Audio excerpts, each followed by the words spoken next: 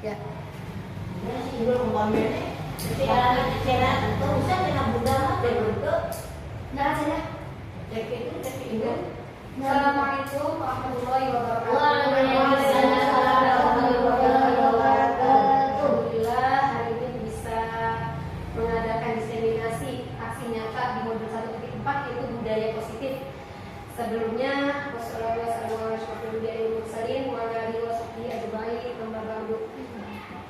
semuanya benar sehat dan yang terhormat kepada kepala sekolah dan seluruh guru di SDN 1 Banjarwangunan, semoga dalam keadaan sehat semuanya. Amin.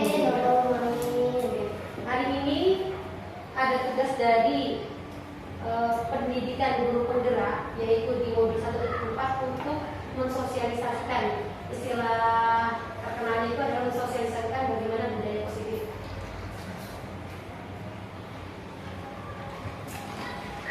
Nah, di sini budaya positif di sini nanti saya akan memaparkan konsep-konsep apa saja yang akan diterapkan, yaitu pertama perubahan paradigma belajar, apa itu budaya positif.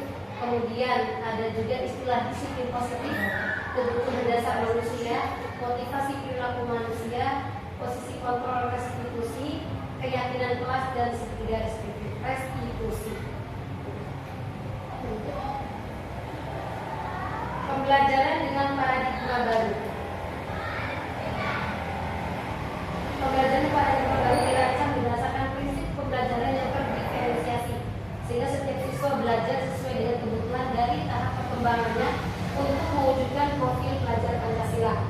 Nah, di sini terdiferensiasi itu adalah perbedaan, different. Kalau dari bahasa Inggrisnya adalah different. Artinya kita itu menghadapi anak siswa murid itu adalah enggak karakter yang sama, tidak ya, tapi karakter yang berbeda-beda. Ada yang kalem, ada yang publish, sedikit ngomong, sedikit mengadu gitu, ada yang seperti itu. Itu adalah karakter anak yang berbeda-beda, sehingga kita itu butuh untuk pembelajaran dalam terdiferensiasi. Nah, di sini tahap perkembangannya sesuai dengan kebutuhan dan tahap perkembangannya. Itu adalah terdiferensi dengan pembawaan karakter masing-masing anak. Kemudian itu mewujudkan profil pelajar Pancasila. Nah, di sini itu yang lagi digentar-gentarkan dalam kurikulum Merdeka itu adalah profil pelajar Pancasila.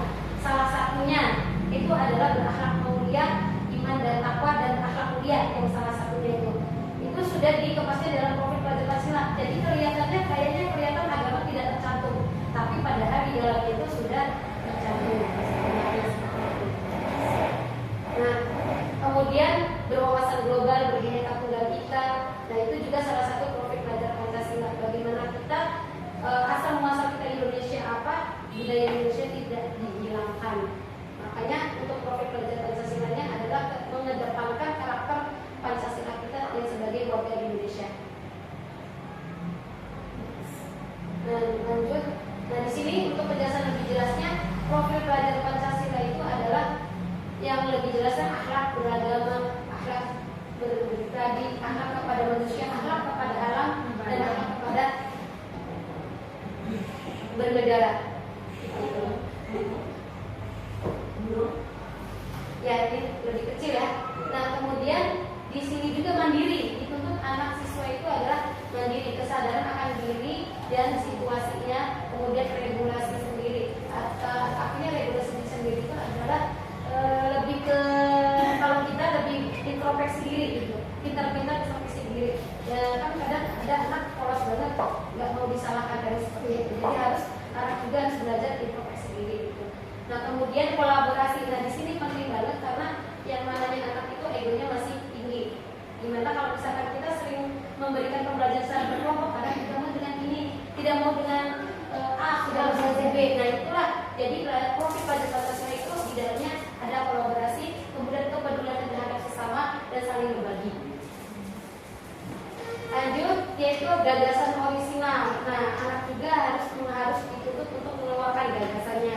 Kemudian karya orisinal benar-benar dari anaknya. Kadang kita terlupakan, misalkan kayak keterampilan, ayo buat di rumah, kemudian kumpulkan besok. Nah, itu akan mengurangi ke orisinalnya, orisinalnya.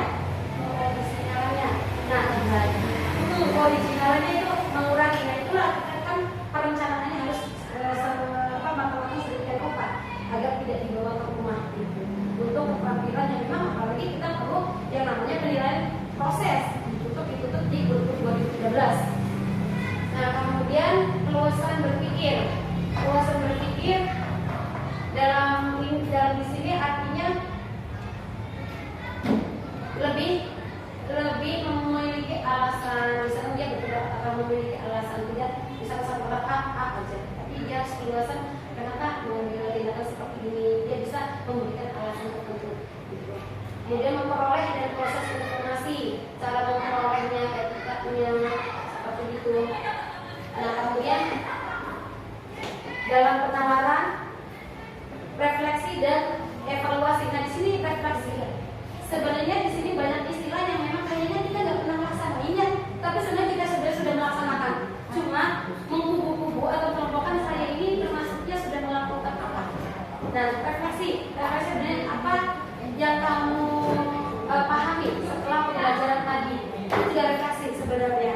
Sedikit juga menyarankan evaluasi. Jadi dia mengulang apa kata-kata guru yang dari awal sampai akhir. Itu istilahnya adalah refleksi dan evaluasi. Gitu. Kemudian perasaannya bagaimana ketika setelah pembelajaran itu juga refleksi.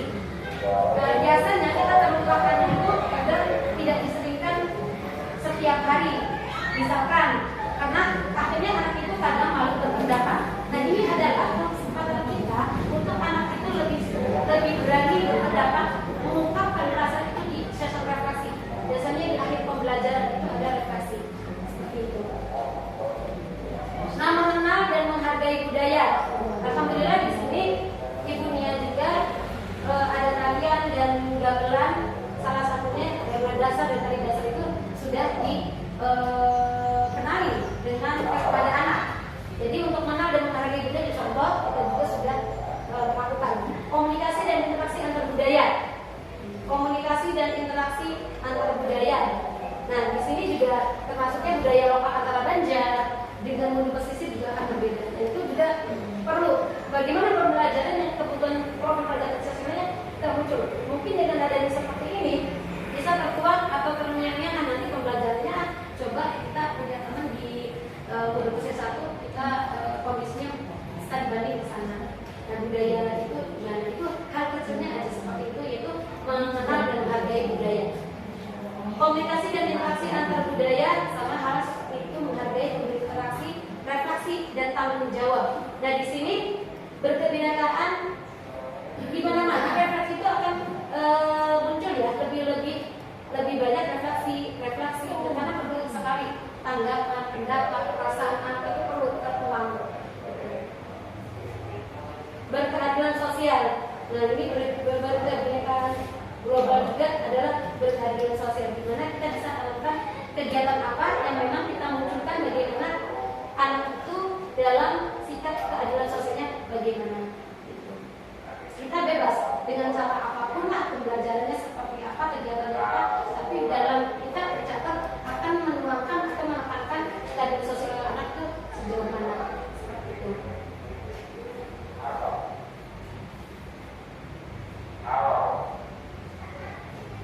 Disiplin positif. Tadi yang kedua ya. Di sini disiplin positif. Dalam budaya kita, makna disiplin itu seakan-akan itu adalah sesuatu yang menakutkan. Seseorang yang pada arti yang umumnya itu ada seseorang pada orang lain untuk mendapatkan kepatuhan. Disiplin. Nah, kadang kita orang itu disiplin. Kadang kebanyakan orang yang bereng, tinggi, gede, kemudian rapi, bagus ya, bagus. Itu kebayangnya seperti itu. Artinya wah orangnya tegas seperti itu. Itu disiplin. Nah di sini disiplin arti dalamnya yaitu adalah seseorang dia lakukan yang dilakukan seseorang pada orang lain untuk mendapatkan kepatuhan. Kita cenderung membuat kata disiplin itu dengan ketidaknyamanan. Itu saya punya saya disiplin banget. Karena seperti itu. Kalau sekolah baju itu disiplin banget, kalau di sana santai gitu. Itulah kadang mengartikannya di sini itu ketidaknyamanan. Kayaknya seperti itu. Saya juga kadang seperti itu. Disiplin sekali. Ketidaknyamanan satu, misalkan anak yang harus kita berangkat pagi jam 6:30 contohnya, ada ketrewel-trewel nangis atau gimana, itu kan ternyata kita juga tidak nyaman. Tuh pengertiannya gitu, seperti itu. Nah, nanti untuk lebih dalamnya kita akan lanjut bagaimana yang diharapkan oleh budaya positif di sini, mulai dari pemahaman disiplin positif. Lanjut. Nah, sebagai pendidik, tujuan kita adalah menciptakan anak-anak yang memiliki disiplin diri sehingga mereka bisa berperilaku dalam mengacu pada nilai-nilai kebajikan universal dan memiliki motivasi implisit bukan eksplisit. Oke. Tidak paham? Gak apa-apa. Implisit itu apa? Eksplisit apa? Karena selanjutnya ada lagi. Iya. Soalnya kalau dibahas satu-satu dulu. Luar dalam Implisit. Oke. Ya. Itu betul. Seperti itu. Implisit itu dari dalam, eksplisit itu keluar. Dalamnya bagaimana? Bukan berarti dalam organ. Dan yang itu bukan luarnya bagian apa. Oke, lanjut ya. Yang ketiga, disiplin positif merupakan salah satu cara penerapan disiplin yang bertujuan untuk menumbuhkan kesadaran. Di sini lebih mementingkan adalah kesadaran. Dan kalau sudah tumbuh sadar, itu anak maupun kita sendiri kadang tidak bisa menyalahkan orang lain atau berangkat kepsa. Orang sekolah sekolah kenapa sih ada aturan seperti ini? Makanya ini. Itu adalah belum tumbuh kesadaran sendiri. Tapi insya Allah baik pribadi kita maupun anak kalau sudah sadar sendiri tidak akan menyalahkan orang lain dengan keadaan apapun. Lanjut. Nah, di sini untuk budaya positif itu yang tadi A 1, 2, 3 itu artinya yang dibutuhkan adanya disiplin positif. Kemudian apalagi sih yang dibutuhkan untuk jadilah budaya positif itu adalah kebutuhan dasar manusia. Kita harus paham kebutuhan dasar manusia. Ternyata kita berangkat adanya disiplin itu tidak asal ada disiplin B, disiplin C itu tidak, tapi kita sendiri sebenarnya dasar manusia kita itu butuh. Satu, bertahan hidup. Atas dasar adanya budaya positif itu karena ada kebutuhan kita itu adalah bertahan hidup. Contoh ya, kalau misalkan kita tidak mencanangkan jam 7 udah masuk, honor itu tidak akan bisa dibayar. Iya, kenapa? Karena apa? Masyarakat tidak percaya masuk aja jam 9. Iya. Tidak akan ada murid nantinya. Dan bagaimana honor dibayar? Kalau PNS gampang, mencari PSD yang mana? Cari yang ada ininya. Gaji tetap, nggak gaji juga tetap. Kan? Gajinya seperti itu bertahan hidup. Contoh dekatnya. Nah kemudian kasih sayang dan rasa diterima. Kasih sayang dan rasa diterima. Kita sebagai manusia, walaupun kita segala-galanya ada ketika itu, kita juga perlu disayang sama suami. Contohnya, contoh dekatnya apa itu? sama murid banyak. Sama suami mah di rumah. Ya, sebagai jalur bu. Bisa. Kasih sayang artinya itu kebutuhan dasar betul. Walaupun mungkin bisa nanti mengatakan seperti itu karena di sekolah tidak mendapatkan kasih sayang. Ya Allah. Jadi dia itu mendapatkan kasih sayang dari suaminya. Seragam Mama Dede. Kemudian penguasaan itu semua manusia itu pengen ada secara naluri itu pengen menguasai. Artinya menguasai dalam hal pembelajaran. Kalau secara guru tidak mungkin misalkan guru masuk kemudian tidak gurunya ada rasa menguasai. Nanti murid yang mengajar dalam kelemahan. Nah, kemudian kebebasan. Nah, di kebebasan ini tidak selalu anak itu ada aturan A, B, C, D atau kebebasan. Ada kebebasan tertentu menurut mereka itu positif untuk dilakukan tanpa ada tekanan. Lanjut kesenangan. Itu kesenangan juga dari kebutuhan dasar manusia. Nanti kesenangan akan terterap di budaya positif karena di budaya positif itu ada goal, ada tujuan. Jadi akan menimbulkan ada rasa kesenangan dan kebebasan seperti itu. Nantinya ketika ada peraturan seperti itu, maaf ya ini masih belepotan awal, nanti akan terpakat di belakang antara peraturan disiplin itu berbeda. Peraturan, keyakinan kelas nanti banyak istilah berikutnya. Nah, setelah tahu namanya kebutuhan manusia itu bahagia, bebas, kesenangan, kemudian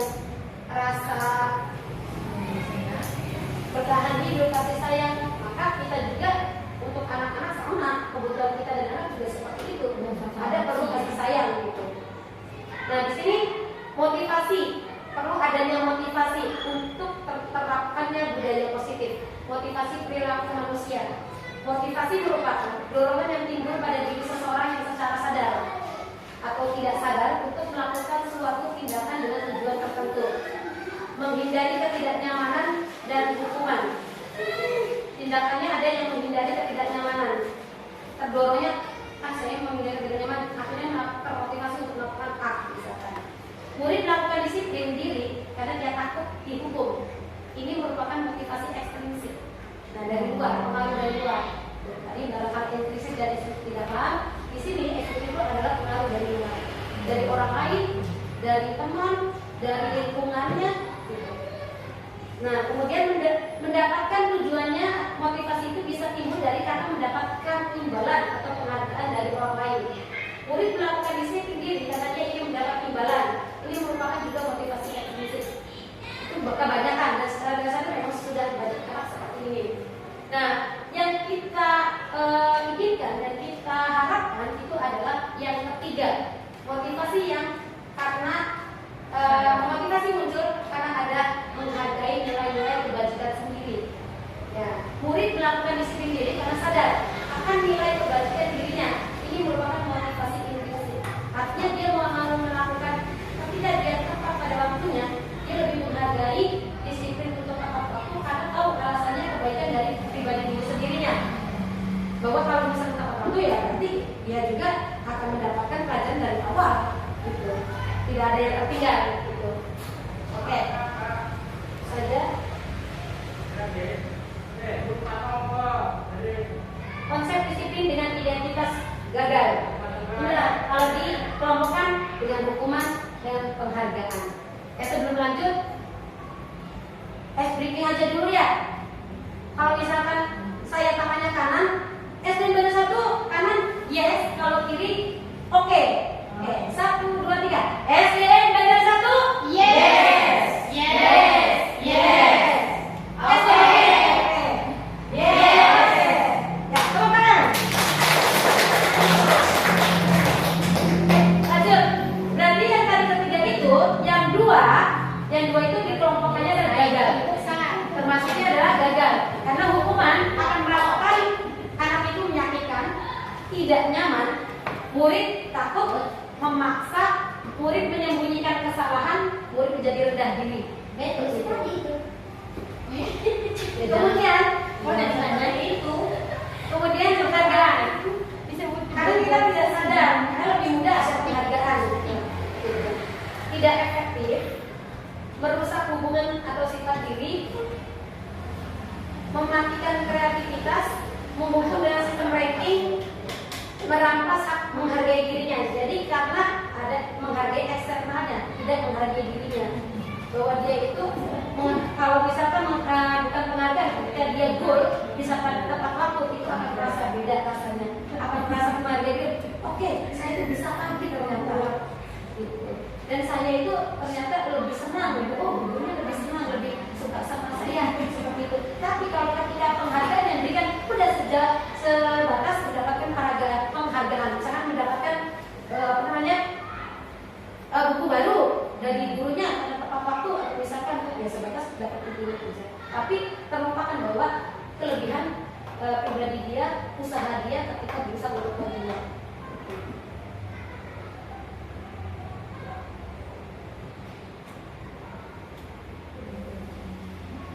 Nah, konsep disiplin dengan identitas, yaitu dengan konsekuensi.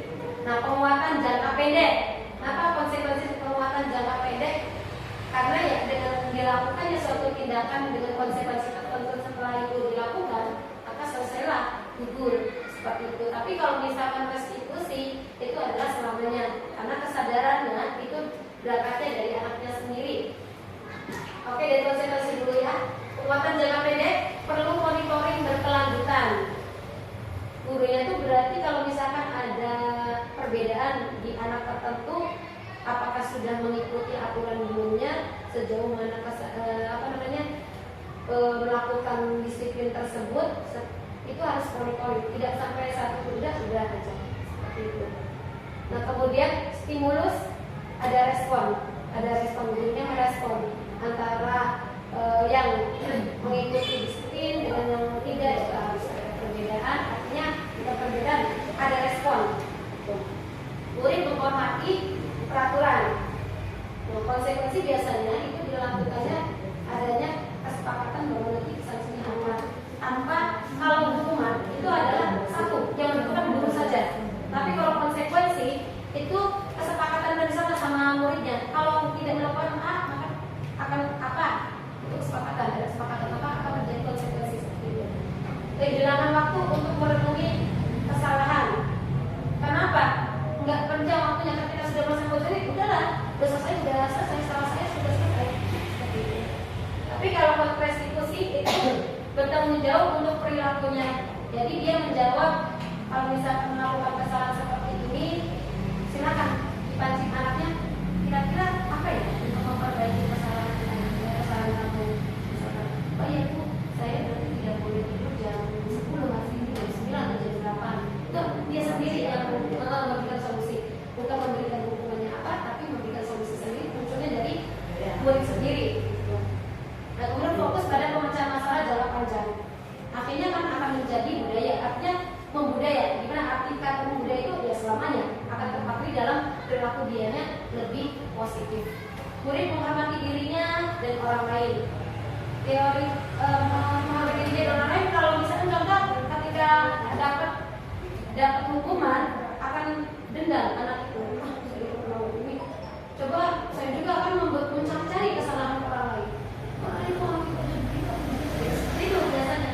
Tapi ketika misalkan pakai restitusi, itu tidak kelihatan memberikan hukuman, tapi berkelanjutan sambil memberikan tanggung jawab anak itu sederhana dengan memberikan solusi mungkin dari diri sendiri. Seperti itu. Kemudian teori kontrol, intinya memegang kontrol, anaknya sendiri yang memegang kontrol dengan pantauan gurunya. Murid bersemangat memperbaiki kesalahan. Semangat karena dihargai oleh gurunya dan tidak dipermalukan oleh teman yang lain. Konsep disiplin pendekatan restitusi, sebuah cara menanamkan disiplin positif pada murid. Pengertian restitusi. Nah, di sini yang ditekankannya adalah restitusi karena kita tapi nanti dulu. Kira-kira akan sulit tidak setelah itu kelihatan bayangan dan tujuan dan akibat dari perilaku restitusi. Kalau kita melakukan cara peneguran ke anaknya dengan restitusi, kira-kira sulit enggak bayangannya sebelum ke lanjutnya? Saya tanya ke rekan-rekan restitusi tadi ketika pemahaman seperti ini.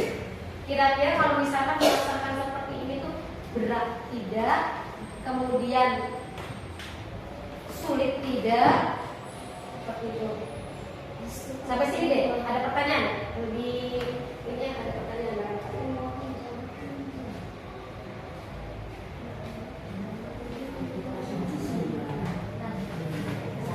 Oke, ya.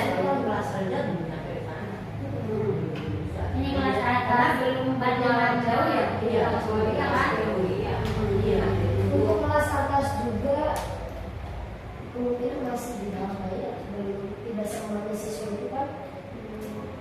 Ya, Pertama SMP ya, SMP itu kan yang dasar yang bagusnya dari diri nyampe. ya.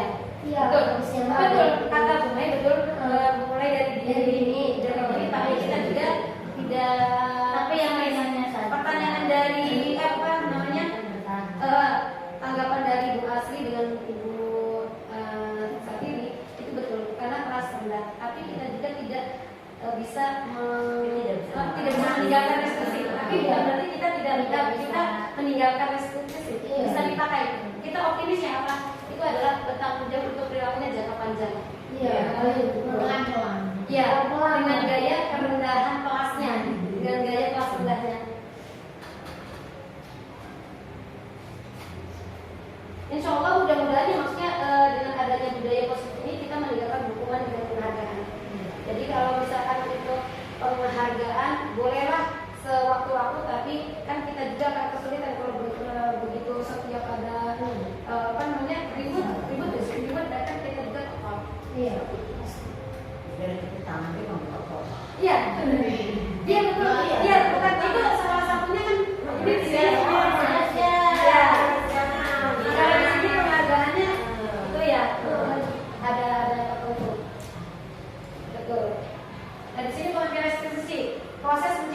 kondisi bagi murid untuk memperbaiki kesalahan mereka, bisa kembali pada kelompok mereka dengan karakter yang lebih kuat.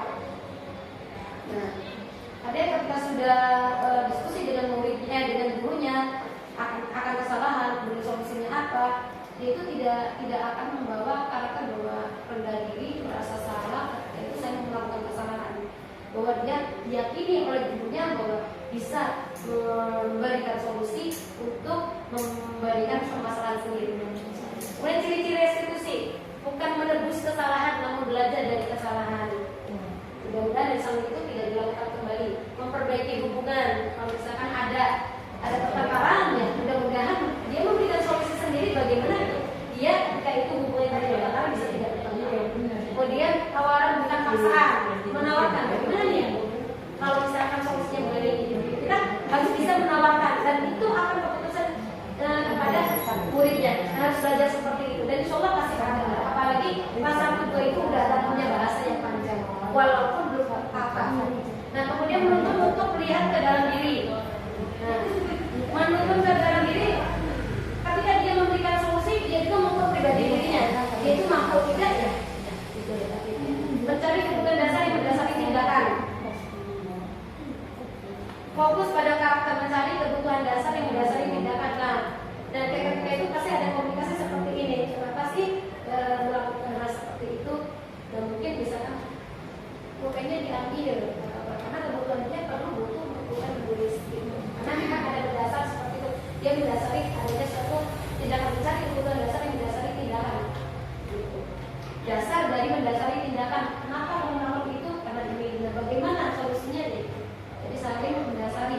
Kemudian fokus pada karakter bukan tindakan. Jadi ini bukan tindakan menebus kesalahan. Tindakannya apa?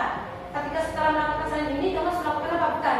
Tapi karakter atau sifat atau perilaku apa yang hendaknya kamu sikapi ketika tidak terjadi seperti itu. Sikap atau karakter kan akan proses nantinya. Apa dia jadinya tidak merebut mainan lagi, karena tahu caranya harus begini, seperti itu. Menguatkan dan fokus pada solusi. Menguatkan dan fokus pada solusi, ya betul. Yang tadi saya bicarakan itu solusi yang dijunjungnya. Perbedaan, contoh ya, untuk hukuman itu sih kita angkat kasusnya yaitu siswa sering tidak mengerjakan PR. Kalau hukuman akan larinya guru menghukum siswa tersebut. Misal contoh, hormat berbendera selama 10 menit. Nah, seperti itu. Tindakan kan bentuknya. Nah, kemudian guru marah dan murid menjadi takut. Nah, kalau konsekuensi, guru memberikan konsekuensi untuk mengerjakan PR yang saat istirahat atau dikerjakan sebanyak 9 kali lipat. Ya, guru tegas dan siswa menghormati peraturan. Nah, biasanya di sini itu kalau konsekuensi itu bisa sebenarnya diketahui dulu bahwa dia kalau bisa nggak mengerjakan PR harus apa gitu kan. Nah, jadi ketika dia sudah melakukan, dia termasuknya adalah menghormati peraturan. Tapi saat itu aja dia sudah ngerasanya sudah terbayarkan kesalahannya, bukan terhadap solusi kesalahannya. Nah, kemudian restitusi, guru menanyakan keyakinan kelas. Nah, di sini baru tadi disiplin positif ya. Kemudian motivasi yang perlu. Nah, untuk nanti kelanjutannya kebutuhan untuk terjadinya budaya positif adalah keyakinan kelas. Kita perlu adanya keyakinan kelas kalau restitusi. Kalau konsekuensi hanya kesepakatan, tapi larinya ke hukuman. Tapi yang udah disepakati. Kalau hukuman biasanya saat itu tanpa ada kesepakatan langsung dihukum. Spontan. Betul. Guru terbuka dan siswa menghormati dirinya dan orang lain. Terbuka. Di sini ada diskusi yang lebih dalam. Face to face biasanya itu lebih menghargai. Nah, 5 posisi kontrol restitusi. Di sini restitusi itu ada 5 posisi kontrolnya. Penghukum ada sifatnya penghukum, ada pembuat rasa bersalah. Caranya, ini adalah caranya ya. Caranya. Jadi ada jenisnya hukum tapi dengan cara diskusi dulu. Gimana ya enaknya begini gitu. Seperti itu. Bukan berarti ini sudah kelarnya restitusi ya, tapi bukan berarti penghukum itu maksudnya ke jalur hukum. Bukan menjadi bagian hukum ya. Nah, kemudian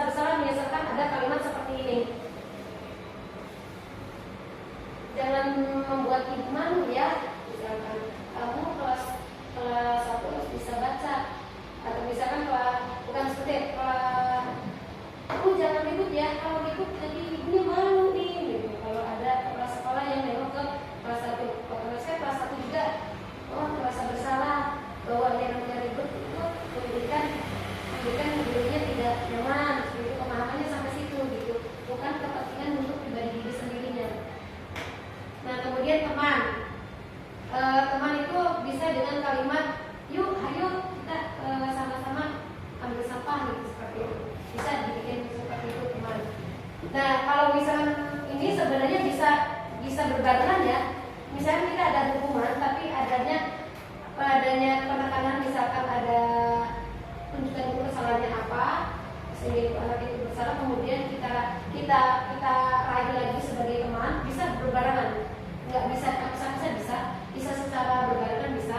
Kemudian setelah itu memantau karakternya akan ada perubahan tidak. Kemudian manajer, bagian manajer itu yaitu sebagai berkalanya, kemudian selalu kalau memantau itu dari jangka jauh ya, kalau ada itu sampai diskusinya, ada catatannya, manajer ada catatannya, ada diskusinya.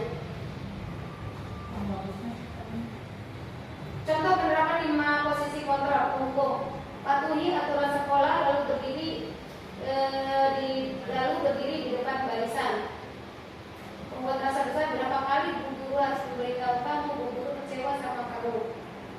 Nah ini maaf ya, ini salah ketik, maaf ya, maka saya agak bingung. Ini restitusi 5 posisi kontrol. Nah ini restitusinya beda. 5 posisi kontrol dalam budaya positif itu ada 1, 2, 3, 4, 5. Bukan ke restitusi, maaf. Nah ini kalau misalkan teman, ayolah yang tertib buat Bu Guru bangga, kali ini tidak apa-apa kamu salah. Pemantau, kamu sudah melanggar, apa peraturan dan konsekuensinya? Lebih ke konsekuensi. Manajer, apakah kamu tahu kesalahanmu?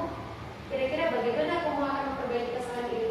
Jadi yang memberikan kesalahan dia sendiri, yang mengucap dia sendiri, yang memberikan solusi, gitu. Dia sendiri yang mematuhi keyakinan kelasnya. Nah di sini keyakinan kelas. Nah, maka untuk budaya positif perlu adanya keyakinan kelas. Mengapa keyakinan kelas? Mengapa tidak peraturan kelas aja? Nah di sini kalau keyakinan kelas itu dengan peraturan itu berbeda. Ya. Mengapa kita memiliki peraturan tentang penggunaan helm? Jadi kalau keyakinan kelas itu memberikan dalamnya alasan kebajikan apa yang kita dapat dari aturan itu sendiri. Jadi kalau peraturan itu bagian tipisnya, yang lebih dalam itu adalah keyakinan kelasnya. Mengapa kita memiliki? Jadi mengapa kita memiliki peraturan tentang penggunaan masker dan cuci tangan setiap saat? Nah di sini kegiatan membuat keyakinan kelas. Awalnya berdiskusi tentang peraturan, mengirim ke anak apa yang ingin kamu harapkan dari dalam kelas ini. Maka kan adanya perlunya peraturan-peraturan. Kemudian peraturan-peraturan itu kamu tulis. Nah kemudian kita pilih. Nah di sini dikembalikan, dibagi kertas, kemudian kayak voting. Apa peraturan apa yang kamu inginkan untuk kebaikan kelas ini? Nah kemudian setelah mendapatkan itu baru menempelkan hal-hal yang memang jadi kesepakatan atau suara terbesar. Biasanya itu yang saya udah praktekkan itu munculnya ada beberapa kali.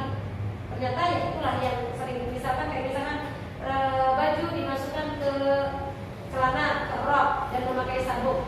Ada beberapa orang yang didiskusikan hanya satu aja gitu. Dan itu berarti ada kesepakatan waktu 1, 2, 3 yang sama termasuknya. Nah kemudian kenapa sih didiskusikan dulu? Ketika itu dia kan cuma didiskusikan kenapa kamu mengambil seperti ini gitu. Disepakati dengan kelas, kemudian keseragaman, kerapihan, adanya baju dimasukkan. Iya seperti itu. Nah tidak perlu banyak yang namanya keyakinan kelas itu, tidak perlu banyak gitu.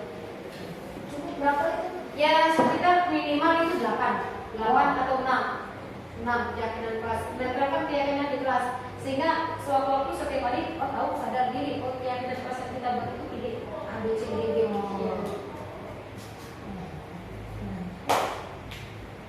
Nah, bagaimana pembentukan keyakinan kelas? Nah, lebih abstrak dari peraturan. Nah, sebenarnya sih ini bukan misalkan kita memasukkan ini bukan keyakinan kelas itu yang di dalam peraturan itu, isi dari dalam peraturan itu yang kita kendaki itu keyakinan kelas. Gitu. Misalkan memakai baju dimasukkan adalah keseragaman, tujuannya keseragaman.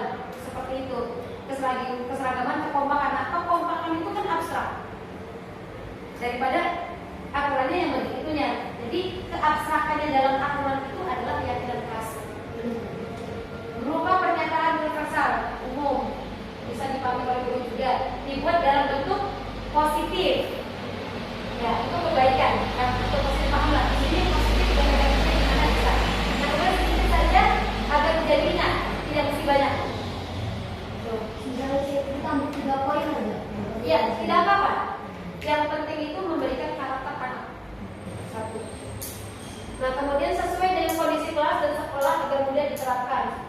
Nah, kondisi ini sesuai dengan sekolah. Kita contoh aja.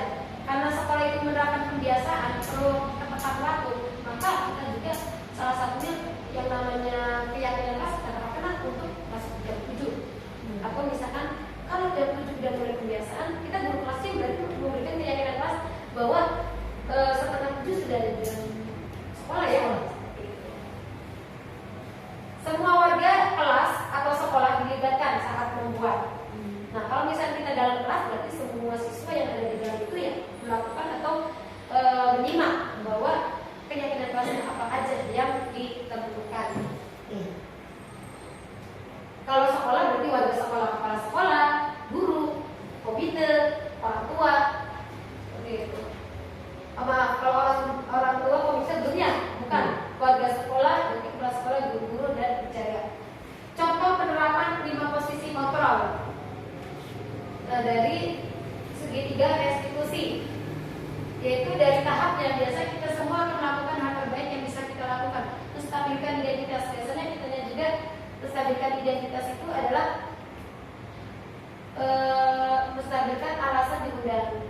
Misalkan, Fari, kamu sadar tidak kenapa ibu memanggil misalkan? Nah, dia kira ibu mah, saya tidak tahu bu, cari lagi alasannya. Ditanya pancing, ketika dia muncul sendiri, ya bu, saya salah karena saya rambut saya gondrong, belum dicukur, gitu. Nah itu dia sadar diri bahwa dia itu belum dicukur. Nah kemudian baru ke pertanyaan berikutnya, kalau misalkan belum dicukur, bagaimana solusinya biar rambut kamu rapi? Ya dicukur bu. Rencananya kapan? Gitu. Nanti aja sih bu, bisa begini. Atau misalnya tidak, kita tidak untuk pemilu, mungkin alasan ibu saya nggak punya uang, bisa jadi seperti itu. Kita tidak boleh langsung kamu cukur kenapa? Ya ternyata dia orang yang tidak mampu 12.000 aja kan mikir. Nah itu namanya validasi tindakan yang salah. Semua perilaku memiliki alasan. Ini kita harus menerima alasan murid yang akan nanti menjadi solusi berikutnya. Kemudian menanyakan keyakinan. Nah balik lagi, ketika itu kan kita menentukan keyakinan kelas bahwa kita itu tidak boleh rambut gondrong, betul tidak? Dan kemudian dia jawab, oh betul, iya bu, saya tidak sadar, itu sudah keyakinan kelas. Oke, berarti kan sudah menandakan dan meyakini betul adanya suatu tindakan yang memang sudah ada termasuk keyakinan kelas.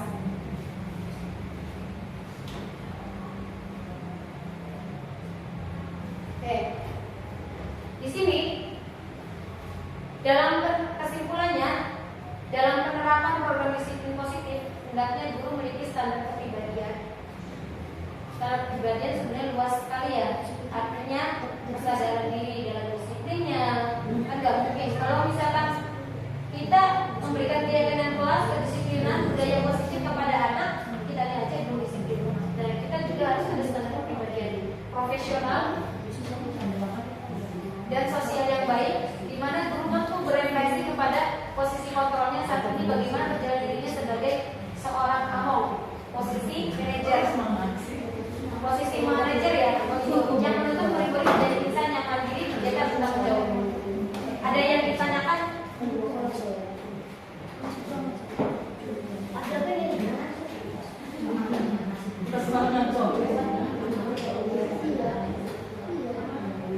Ada yang ditanyakan?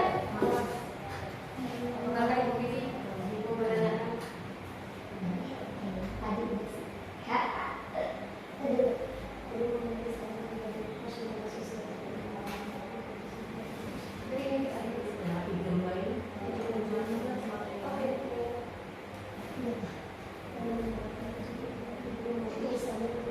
Standar kepribadian. Saya yakin ya untuk pribadi guru pasti sudah baik, tapi kadang kan naik turun seperti itu. Menghadapi dunia seperti itu, misalnya kan semua manusia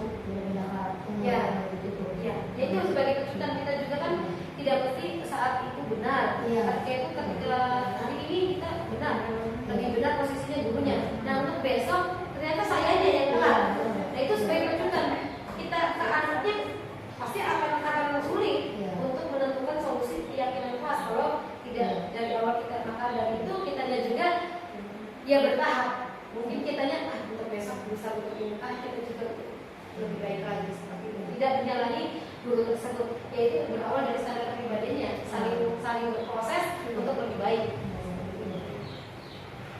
Intinya saling memproteksi diri gitu ya. Iya, iya. Jadi kemudian juga sama berarti ya. Sama. Mempunyai kenyamanan. Ingat paling utama saya titipkan itu adalah yang hubungan manusia itu adalah kenyamanan, kebahagiaan, kemudian ya intinya rasa aman. Jangan sampai yang murid itu adalah tidak memberikan kenyamanan. Jangan membeda-bedakan walaupun yang murid istilahnya ada murid kesayangan atau orang Ya, betul. Maka ini profesional perlu. Di sini profesionalnya perlu. Ya. Kalau tidak ada pertanyaan, oke, terima kasih. Mohon ya. Udah 45 menit. Oh iya. Barangkali ada tanggapan, pengalaman seperti apa gitu. Ya, pengalaman ya pengalaman untuk menghadapi Anda. Setelah kami mendengar yang penjelasan dari Bu Laila, salah satu daripada apa yang kita sudah lakukan istilah keyakinan kesadaran diri di dalam kelas, kami sudah mencoba, mungkin yang lain mengalami juga. Ketika di awal tahun pembelajaran, kita bikin perjanjian anak guru dengan anak, terutama tentang kata petik ketika masuk sudah pembelajaran dimulai. Tapi pada kenyataannya sulit untuk diwujudkan gitu loh. Tidak 1-2 anak kadang-kadang yang melanggarnya berapa. Iya, seolah-olah lupa lah dengan apa yang sudah dibikin perjanjian kita loh. Ya, Dia masuk jam 7, kemudian kalau sudah sudah berdoa, sebenarnya harus seperti memperhati itu, ya. ya, namanya kesadaran diri. Contohnya sulit membiasa Sulit rasanya untuk menciptakan keyakinan. Ya, memang di situnya kita memang tidak pesimisnya karena jangka panjang gitu ya. Artinya ini itu menitik beratnya bahwa kita itu berperilaku itu tidak lepas dari kebutuhan manusia itu sendiri. Artinya memberikan kenyamanan. Kayak mungkin ya kita juga tidak menyalahi kayak zaman dulu kan juga aja anak urut misalnya gitu. Kita tidak mengiyakan seperti itu, tidak menyalahkan. Artinya kita ada urut kita. Ketika kita langsung divonis, kamu salah gini, apa perasaan kita? Seperti itu. Jadi intinya apapun hasilnya, kalau terulang lagi, mungkin lebih didiagnosa apa kendalanya. Kita juga kan, dan itu diskusi tidak sekali 2 kali. Makanya itu kan perlu manajer. Artinya kita punya catatan tersendiri. Itu idealnya. Itu idealnya ada catatan sendiri. Ada komunikasi yang berkelanjutan seperti itu. Dan itu saya yakin tidak seorang 2 orang. Maka kita juga peraturan untuk lebih enaknya keyakinan kelas kita bentuk itu jangan terlalu banyak. Hanya pengantar untuk memberikan karakter anak tersebut lebih bertanggung jawab. Cuma anaknya itu Iya, lupa gitu. betul. Padahal udah ditulis di buku gitu. Iya. Dipelajari itu. Enak. Iya, ya. Yang kendalanya apa? Coba kita ini ya. Nah, kita di sini di PGP itu berawal dari Ki Hajar Dewantara. Namanya pendidikan itu kan berawal dari konsepnya Ki Hajar Dewantara, filosofinya gitu. Artinya semua itu adalah berkepentingan untuk murid seperti itu.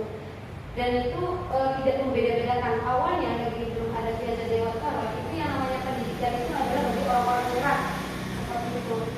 Sampai orang-orang yang itu nggak sekolah dari sini mungkin mengedepankan demi pendidikan lebih tidak disepelekan. Artinya kita lebih dewasa menghadapi permasalahan-permasalahan seperti itu. Jadi kadang kayaknya tidak terpakai ketika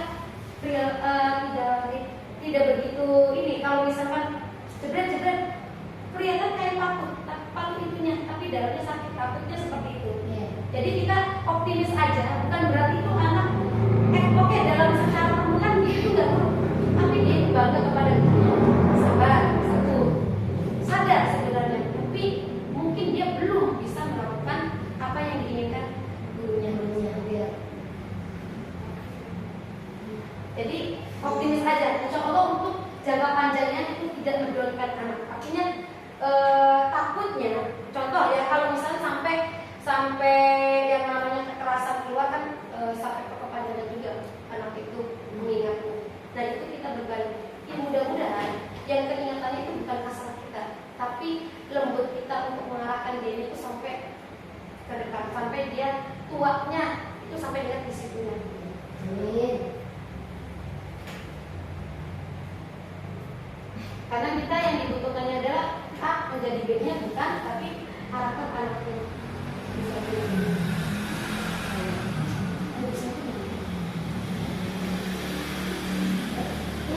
Ya, oke, kalau tidak ada, ya terima kasih. Mohon maaf kalau ada kekurangan atau salah kata ya.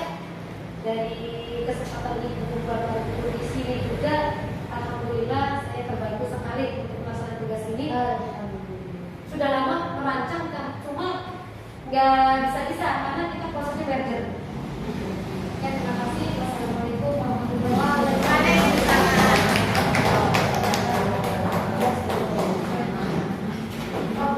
Kurang ya? Yang di kantong kan kurang ya, kurang 1 jamnya. Yang setelah melaksanakan. Iya, setengah 12 ya. Tadi kan sampai 50 menit. 50 menit 50 menit. 48 tadi kan Iya. kemarin ya.